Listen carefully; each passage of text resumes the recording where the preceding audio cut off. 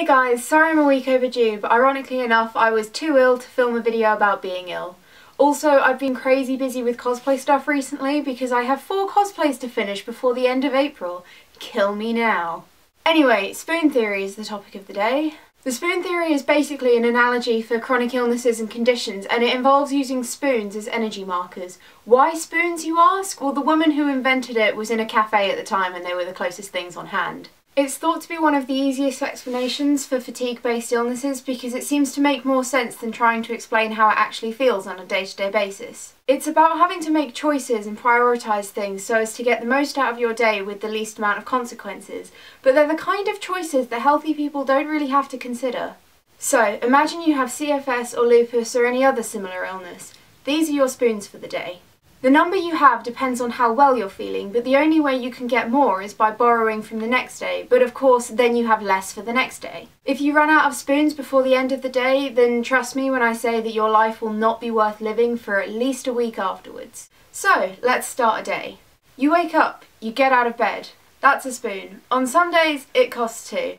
You get dressed, another spoon. You go downstairs, and you make breakfast.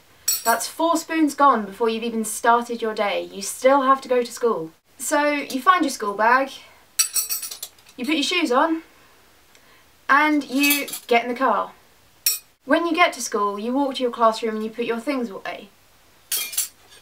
And then you go and sit down at your desk ready to start the day. Let's take a little inventory. You're at school, haven't even started any classes yet, and you're already 9 spoons down. More if you have to get the bus to school, or God forbid if you want to take a shower that morning.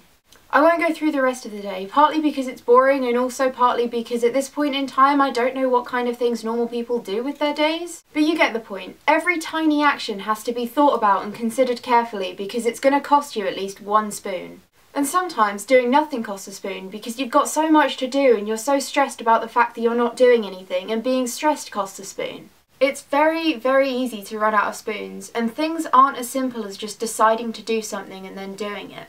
You have to take into account how much you ache, or whether you're feeling sick, or if you're dizzy or running a fever, or whether your hands are shaking too much for you to get buttons so you have to put on a t-shirt instead. And if you want to borrow spoons for the next day to save up for something special, then you have to be careful because the next day could be the day that you get a cold or a virus and you need those spoons. Learning to manage your spoons is hard and it takes time. I mean, I've been ill for 7 years and sometimes I still run out because I get so caught up in what my friends are doing and what I want to be doing with them that I forget to take stock of my spoons. I have a lot more spoons than I used to, don't get me wrong, but I still have them. Healthy people have the luxury of being able to live life without spoons. I can get as close to healthy as possible with CFS and I will still have to manage my spoons. Every time I do something or make plans to do something, I first have to think about how it's going to affect my week and whether I'm saving my spoons for something else. And if I run out of spoons, I cancel my plans.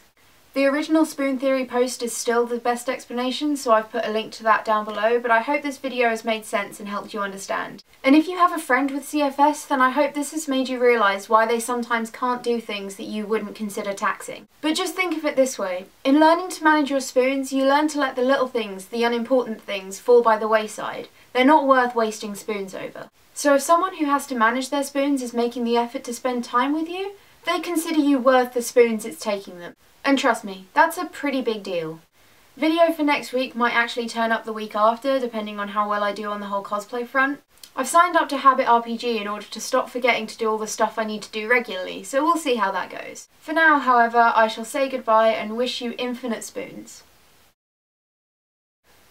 I've said spoons so many times in this video, it's starting to not sound like a real word anymore. Spoons, spoons, spoons. Yeah, no.